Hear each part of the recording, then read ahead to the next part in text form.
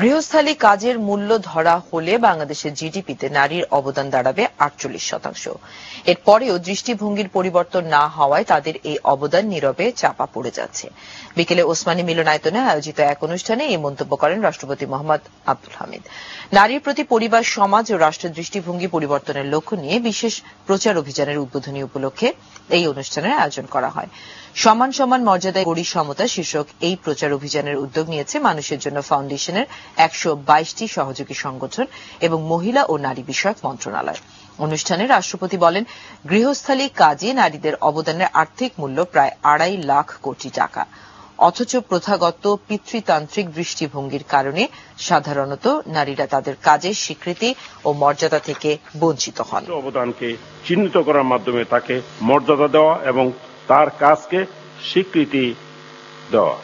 এখন সময় এসেছে নারীর কাজ ও তাদের অবদানের প্রতি আমাদের দৃষ্টিভঙ্গি পাল্টানোর।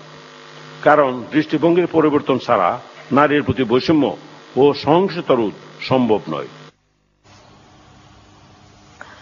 মার্কিন যুক্তরাষ্ট্রের বাজারে বাংলাদেশি পণ্যের জিএসপি ফিরে পাওয়ার জন্য আরও কিছু পদক্ষেপ নিতে হবে বলে জানিয়েছেন